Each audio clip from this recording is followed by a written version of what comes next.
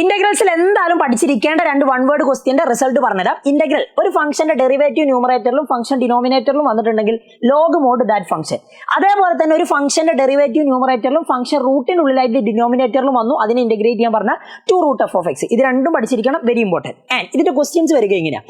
ഒരു ഫംഗ്ഷന്റെ derivative 2x and function 1+x². നിങ്ങൾ നോക്ക്, 1+x² നിങ്ങൾ ഫംഗ്ഷൻ ആയിട്ട് എടുത്തിട്ടുണ്ടെങ്കിൽ 1+x² ഡെറിവേറ്റീവ് x² ഡെറിവേറ്റീവ് ആണ് 2x, 1 0 ആയിരിക്കും. അപ്പൊ ഇതിന്റെ ഡെറിവേറ്റീവ് ആണ് ഇവിടെ ഉള്ളത്. അപ്പൊ ആൻസർ വരും എന്താ? Log mode that function. Function എന്ന് പറഞ്ഞാൽ 1+x². അപ്പൊ ലോഗ് മോഡ് 1+x² ആണ് ഇതിന്റെ ആൻസർ. ലാസ്റ്റ് ഒരു പ്ലസ് കൂടി ഇട്ട് കൊടുക്കുക. അതേപോലെ ഈ ഒരു ചോദ്യം നോക്ക്, f(x/√tan x dx = 2√tan x) എന്നാണ്. അതായത് ഇത് ഫംഗ്ഷന്റെ ഡെറിവേറ്റീവ് ആണെന്ന് വിചാരിച്ചു, റൂട്ടിന്റെ ഉള്ളിലായിട്ടാണ് ഫംഗ്ഷൻ ഉള്ളതെന്ന് വിചാരിച്ചു. അങ്ങനെയാണെങ്കിൽ ആൻസർ 2√f(x) അല്ലേ?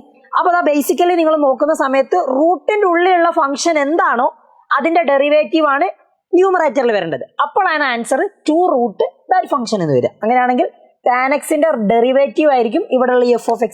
അപ്പൊ നിങ്ങൾ പറഞ്ഞേ tan x-ന്റെ derivative d/dx of tan x ആണ് നിങ്ങളുടെ ആൻസർ. tan x-ന്റെ ഡെറിവേറ്റീവ് എന്തായിരിക്കും? sec²x. അവിടെ അപ്പൊ ഇവിടെ f(x)ന് പകരം വരേണ്ടത് sec²x. സിമ്പിൾ.